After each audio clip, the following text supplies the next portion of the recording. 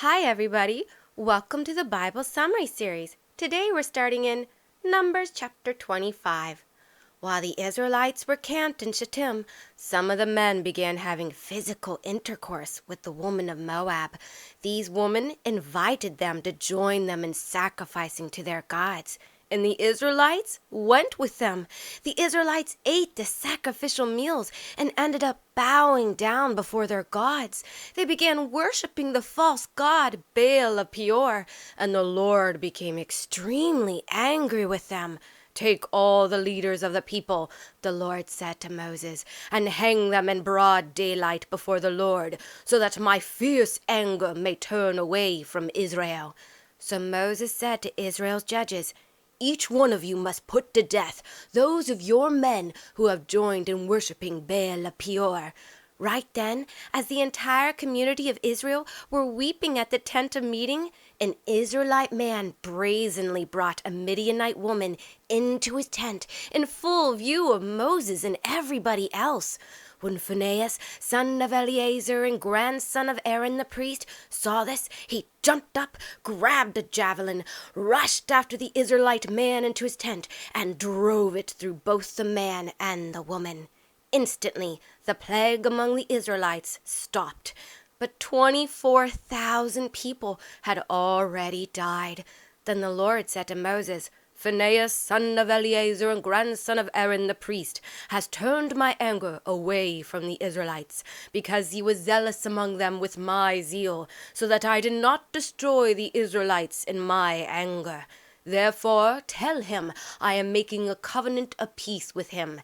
It will be a covenant of everlasting priesthood for him and his descendants, because he was zealous for his God and made atonement for the Israelites." The Israelite man who was killed with the Midianite woman was named Zimri, son of Salu, a leader from the tribe of Simeon. The name of the Midianite woman was Cosbi, daughter of Zur, a prince of Midian. Then the Lord said to Moses, "Attack the Midianites and destroy them, because they have beguiled the people of Israel into worshiping their god Peor, and they are responsible for the death of Cosbi, the daughter of the prince of Midian." In Numbers chapter 26, after the plague, the Lord told Moses and Eleazar, the son of Aaron the priest, "Take a census and count the men of Israel, everyone 20 years old and older in each tribe, to see how many are able to go to war." So Moses and Eleazar the priest ordered the people to count everybody, as the Lord had commanded. And these are how many men were in each tribe. So altogether, in the 11 tribes of Israel, there were 601,730 men of fighting age. Then the Lord told Moses to divide the land of Canaan among the tribes according to their population. The larger tribes were to be given more land, and the smaller tribes less land, and they were to throw lots to decide who would get what plots of land. They also counted the Levites, who were 1 month old and older, and there were 23,000 males. But the Levites were not counted with the rest of the Israelites because they weren't given any land when it was divided among the tribes. So all these people were counted by Moses and Eleazar the priest, while the Israelites were camped in the plains of Moab near the Jordan River by the city of Jericho. Not one man in this census who had been counted in the previous one taken 40 years earlier in the wilderness of Sinai was alive. All of those men had died, as the Lord declared it would be when he said, "They shall die in the wilderness." The only ones who were still alive were Caleb, son of Jephunneh, and Joshua, son of Nun. In Numbers chapter 27, one day the daughters of Zelophehad, Mahlah, Noah, Hoglah, Milcah, and Tirzah, came to the tabernacle to ask a request of Moses, who was with Eleazar the priest, the tribal leaders, and the others who were gathered there. These women belonged to the half-tribe of Manasseh, a son of Joseph. "Our father died in the wilderness," the 5 women said, "but he was not part of the group that rebelled against the Lord under Korah's leadership. He died because of his own sin and left no sons. Why should our father's name disappear from his family just because he had no son? Please, give us property among our father's relatives." So Moses brought their case before the Lord, and the Lord said to him, The daughters of Zelophehad are correct. You must certainly give them property as an inheritance among their father's relatives, and pass their father's inheritance on to them. Tell the Israelites, if a man dies and has no son, then his inheritance must pass to his daughter.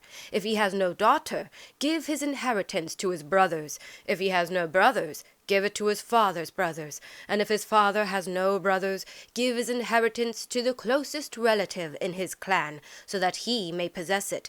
This is to be the legal requirement for the Israelites, as I, the Lord, have commanded. After this the Lord said to Moses, Go up to the top of the Abarim mountains, and look at the land I have given to the Israelites.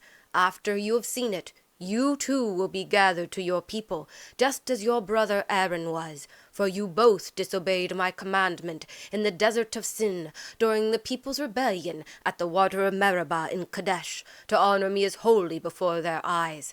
Then Moses said to the Lord, May the Lord, the God who gives breath to all people, appoint a man to lead this community, someone who will go out and come in before them, and who will lead them out and bring them in, so your people will not be like sheep without a shepherd.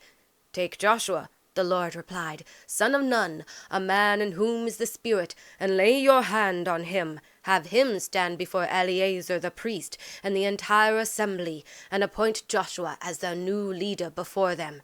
Give him some of your authority, so the whole Israelite community will obey him. He is to stand before Eleazar, who will inquire of the Lord for him by using the Urim.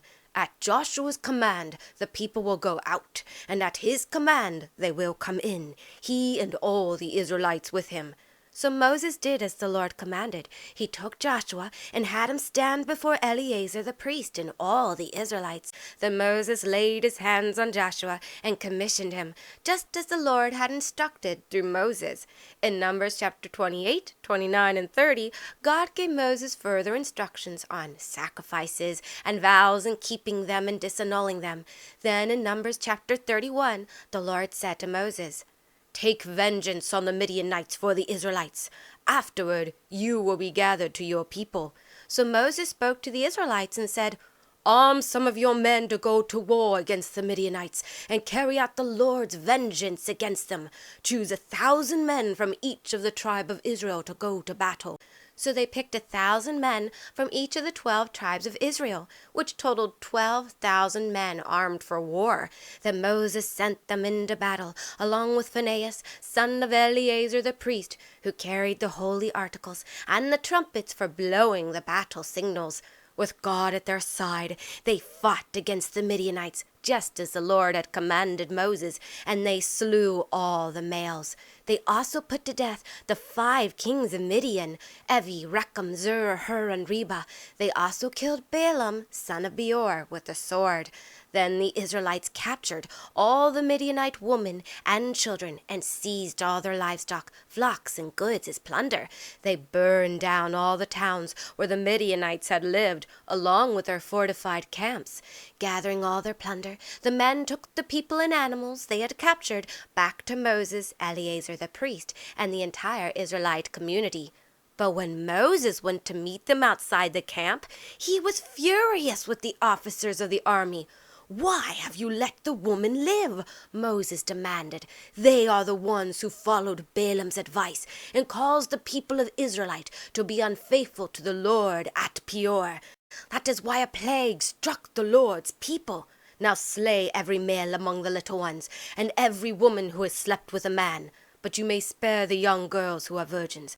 And now all of you who have killed anyone or touched a dead body must stay outside the camp for 7 days. You must purify yourselves and your captives on the 3rd and 7th days. Also, you are to purify your clothing, anything made of leather or goat's hair, and anything made of wood. Then Eleazar the priest gave the soldiers further instructions on purification, including the purifying of any items they took in battle. Then all the animals and the people taken as plunder were divided among the tribes, and a portion was also given to the Levites and the tabernacle. Afterwards, the officers of the army came to Moses and said, Your servants have counted the soldiers under our command, and not one is missing.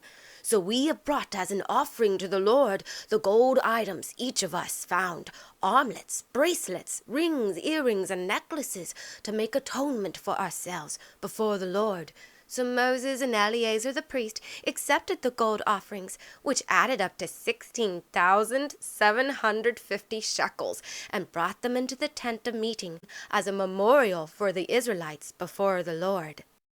In the land of Shittim, the hearts of men did stray, chasing after idols, bowing down that day. The Moabites invited them to sacrifices untrue. Israel's worship faltered, and darkness pierced right through. Oh, be zealous for the Lord, keep your heart from idols strong. Cleanse the camp of compromise, let pure devotion lead you on. When darkness overshadows and nations lose their way, stand firm in holy passion, His covenant of peace will stay. God's anger burned against them, a plague began to rise. Then came the zeal of Phinehas, unafraid to pay the price. A javelin of justice drove through sin and shame. The plague had ceased that moment, God's wrath it overcame. Oh, be zealous for the Lord, keep your heart from idols strong. Cleanse the camp of compromise, let pure devotion lead you on. When darkness overshadows and nations lose their way, stand firm in holy passion, His covenant of peace will stay. 12,000 fought with courage, Midian fell by the sword. With holy trumpets sounding, they conquered by the Lord. They gathered the plunder and offered gold before His throne. Thankful not a soldier fell, not one was left alone. Oh, be zealous for the Lord, guard your soul from idols near. Break the snare of compromise, hold His covenant dear. When the tempter whispers softly and trials dim your view, remember His steadfast promise, He is faithful, He is true. And then 5 daughters came in faith, their father's name was on the line. No son was left to bear the torch, they pleaded for their rightful sign. The Lord said, yes, grant them the land, I honor them this day. For God's grace is not confined when we walk in His holy way. Oh, be zealous for the Lord, let no idol take His place. Purge the sin that hinders love and seek His shining face. When you stand before the tempest and your faith is tested sore, His covenant of peace will hold you now and evermore. From the zeal of Phinehas to the plea of daughters bold, we see a holy tapestry of how God's story's told.